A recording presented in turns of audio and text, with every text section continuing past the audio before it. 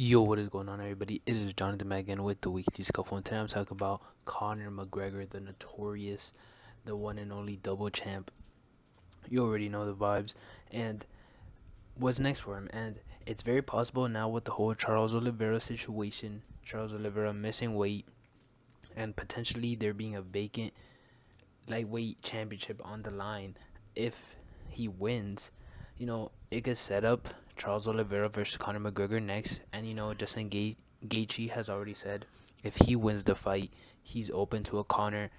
Basically, I should put it, he's open to a Conor payday, not the Conor fight, because at this stage in Conor's career, I don't think he's really feared by that many people at the top of their respective weight classes. He was a transcendent player, or fighter, I should say, at the time of his rise, and was one of the greatest fighters of all time and helped popularize the UFC. But now, as it's expanded and more worldwide talent has expanded into the UFC pool, Conor is still at the top, respectfully so, but he's just not one of the best. And then you could also argue that Kamaru Usman is open to this. Kamaru Usman calls himself the pound for pound fighter, and he's open to a Conor McGregor payday.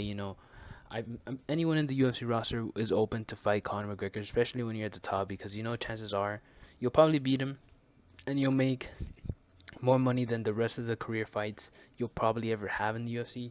That's just how much pay-per-view numbers Conor brings in. And the last thing we're going to talk about here is because the Charles Oliveira missing weight situation, we have the title fight, or should I say we have the half title fight. I'm not sure what you'd call this, but Justin Gaethje is the only one fighting for a title, while Oliveira could still potentially remain number one and probably fight for a title his next fight. This fight, in my opinion, is still heavily favors in Charles Oliveira, and it's his fight to lose. I don't think Gaethje is a bad fighter at all. I think he's a very great fighter, but there's levels to this sport as there's levels to every sport, and I think Oliveira's combination of striking and mainly his wrestling and on the floor, I think that's just gonna get him the W.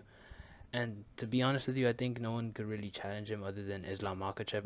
I really like Makhachev. I think him and Dariush definitely needs to happen to set up a title fight at 155. But with that being said, we'll see how all this plays out and see you all next time. Peace.